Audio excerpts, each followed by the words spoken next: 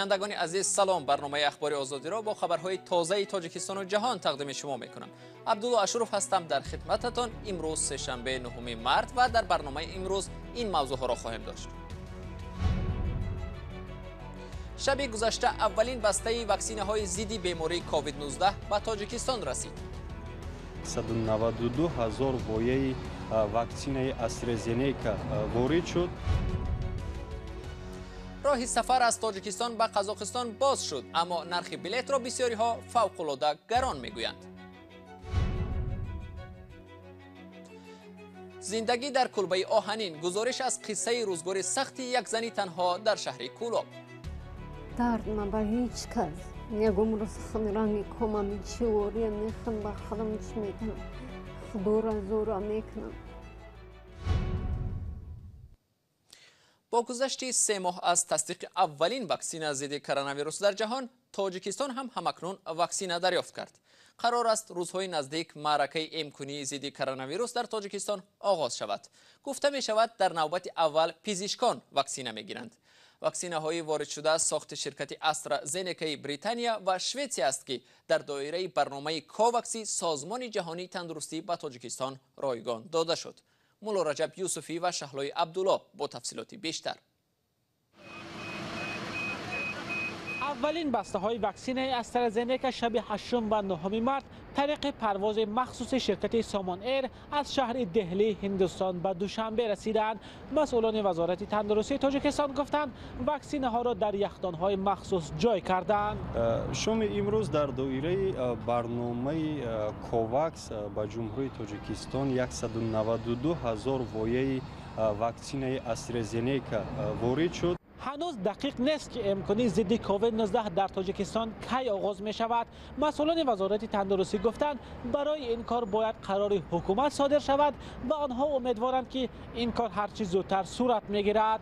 با ورود اولین بسته های واکسن به تاجیکستان این سوال نیز صدا داد که تا کجا در تقسیم واکسن ها شفافیت تامین می شود. مسئولین وزارت تندرستی گفتند بر اساس ترتیب نخست کارمندان ساحه تندرستی، بعدا ساحه های استراتژی خواجگی خلق، شهروندان سن و سال از 60 ساله بالا، نفران دارای بیماری های مزمن غیر سرایتی و کارمندان ساحه معارف و علم واکسن میگیرند. به گفته وزارت این کردن اختیاری خواهد بود. تاجیکستان در دایره برنامه کوواکس باید 730,000 واکسن رایگانی استرازنیکا را دریافت کند. از این مقدار 192,000 واکسن به تاجیکستان الکی رسیده. دقیق نیست که مقدار باقی مانده کی به کشور وارد می شود. در عموم تاجیکستان از سازمان جهانی تندرستی 20% واکسن ضروری را رایگان خواهد گرفت. باقی مانده واکسن را باید کشور خریداری کند. مقامات گفتند گفتگوها برای گرفتن واکسن روسی سپوتنیک ادامه دارد و چین هم برای تاجیکستان واکسن رایگان پیشنهاد کرده است. ماه فوریه وزارت تندرستی در دایره یک نظرپرسی از ساکنان سوال کرد که آیا می‌خواهند واکسن ضد کووید 19 بگیرند. مقامات گفتند 81% پرسیده شدگان برای گرفتن واکسن رازگی دادند، اما پرسش رادیوی آزادی در خیابان‌های دوشنبه نشان داد که بیشتر ساکنان درباره واکسن معلومات زیاد ندارند. طبق اطلاع رسمی تعداد گرفتار شدگان به بیماری کووید 19 در تاجیکستان بیش از 13,000 نفر بوده. این بیماری تاکنون در تاجیکستان 90 قربانی داشته است، اما متخصصان به آمار رسمی شبهه دارند و میگویند تعداد واقعی گرفتار شدگان و قربانیان بیشتر از آن است که وزارت تندرستی میگوید.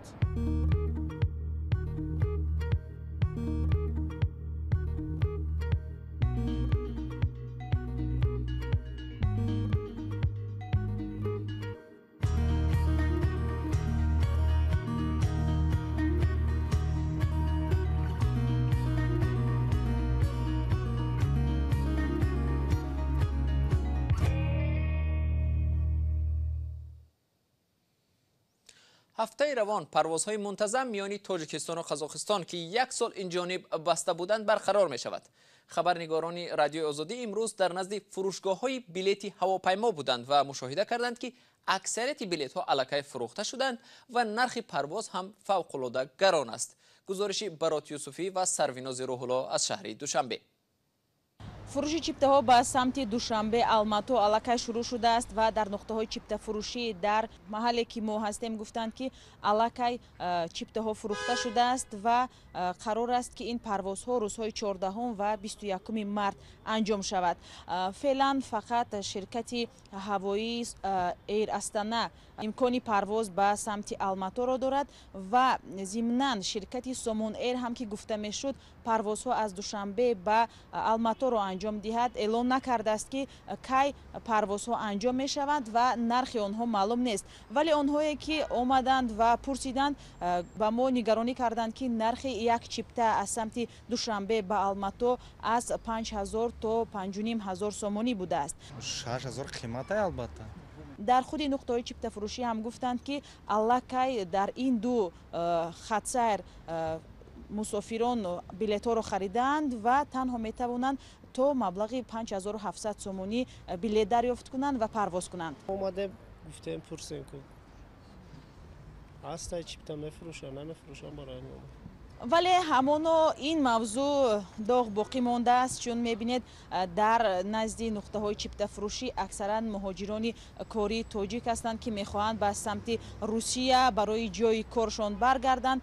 зиёд ҳастанд, вале онҳо мегӯянд ки ҳанӯз иҷоза ё имкони парвоз надоранд, вале меоянд нархҳоро мепурсанд, вақти парвозҳоро мепурсанд ва ҳамин тавр умедворанд ки роҳҳо боз мешавад ва барои пайдо кардани ҷои кору маблағ ба русия хоҳанд рафт.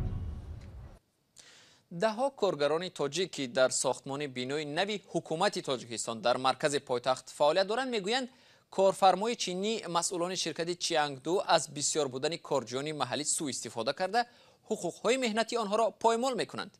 бинои нави ҳукумати тоҷикистонро ки дар ҷои бинои пешини ҳукумат ва дастгоҳи иҷроии президент бунёд хоҳад шуд ва мардум аз он ҳанӯз ҳам сека ном мебаранд, ширкати чинии чиангду месозад. ҳамкорам мирзонабии холиқзод ин мавзӯъро пайгирӣ дорад ва ҳоло бо мо дар студия қарор дорад. мирзонабӣ, оё бо масъулон ва худи бинокорон дар ин бобат суҳбат доштед? кадом ҳуқуқҳояшон поймол мешудааст? бибинед абдулло, коргарони маҳаллӣ аз маҳдуд карда шудани ҳуқуқҳояшон дар ин сохтмон воқеан шикоят мекунанд, вале масъулони он ки аслан чини табор ҳастанд, яъне ин корхона, ба суолҳои мо, ба зангҳои мо посух намедиҳанд. мо бо 4 нафар аз бинокороне ки дар ин ҷо кор мекунанд ҳамсӯҳбат шудем. онҳо гуфтанд ки ҳама корҳои вазину дастиро дар ин сохтмон тоҷикон иҷро мекунанд ва кормандони маҳаллӣ кӯлоҳи ё каскаи бо ранги зард ва чиниҳо кӯлоҳи сурх доранд ки аксарият корфармо, муҳандис ва идоранишинанд. яке аз ин бинокорон гуфт ки рӯзи кории мо қариб 9 соат давом мекунад. аз соати 7:30 кор шурӯъ мешавад то ба 6 бегоҳ. барои як рӯзи корӣ 70 сомонӣ маош медиҳанд. ҳатто дар як моҳ ҳамагӣ 4 рӯз таътил медиҳанд ки ин ҳам маошаш пардохта намешавад. ҷои хӯрокхӯрӣ умуман надоранд. дар ҳамон ҷои сохтмон таги дарахтҳо рафта хӯрок мехӯранд. бинобар қонуни меҳнати тоҷикистон корманд ҳақ дорад дар як моҳ на камтар аз 8 рӯзи истироҳатӣ дошта бошад. خب مادام که شرایط کار چنین است، چرا بیناکاران آن را تحمل میکنند و مقامات در این باره چی میگویند؟ مسئله این است که بیکاری در داخل کشور به حد زیاد است. جای کار، معاش مناسب کم یافته است. از این رو کارگران بیم دارند که اگر شکایت کنند از کار رانده میشوند.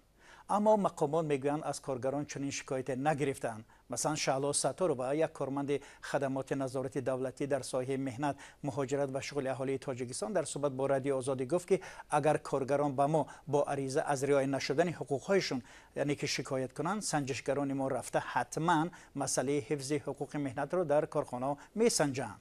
خب آیا در گذشته همچنین شکایت از شرکت‌های چینی در تاجیکستان جای داشت؟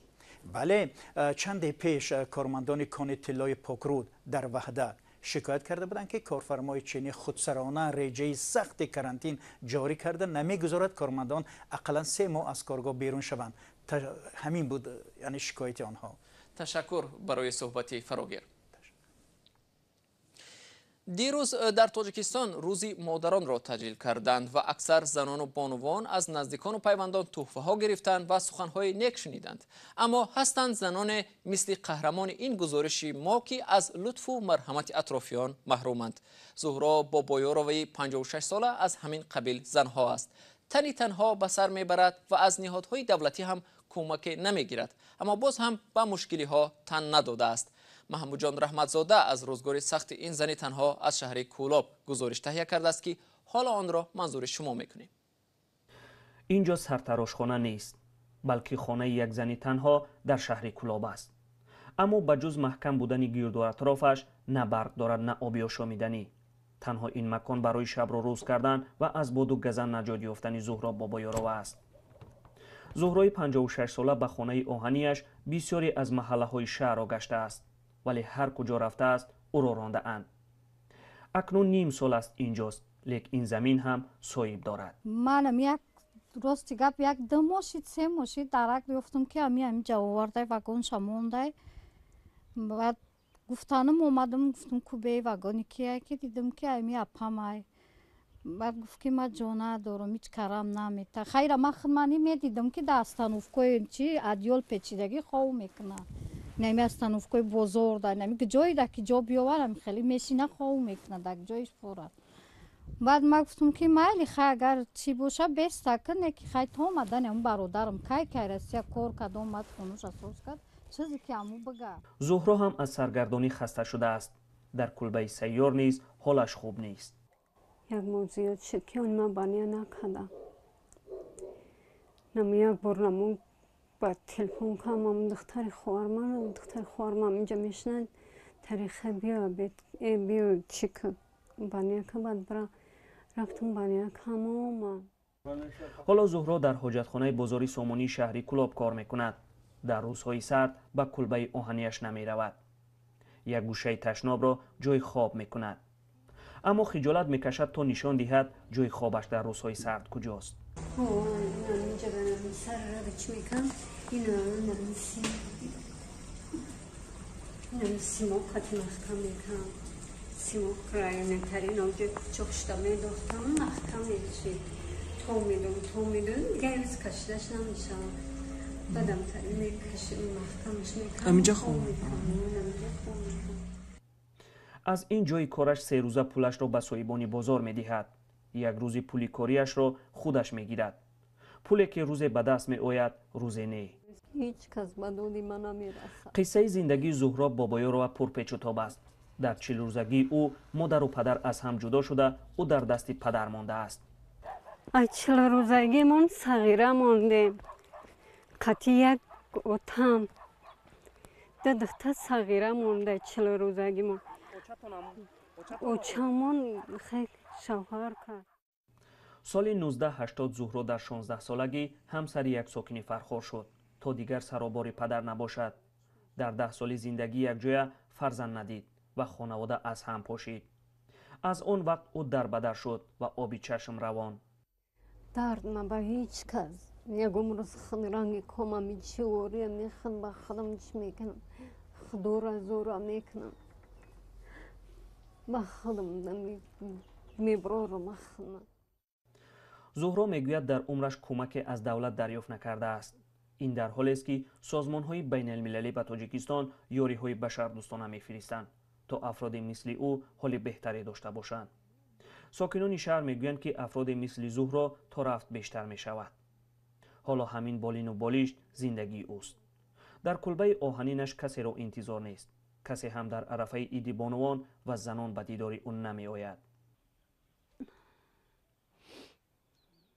بعد از کار برگشتن در بالای جایگاه خاکسارانه اش می نشیند و یا سر را در بالین می گذارد و با چشمانی باز خواب می رود. مثل که چشم برای کسی است. اما خود می داند هیچ کس سراغش نمی آید. ولی دل و چشمش تسکینش می دهند تا منتظر باشد.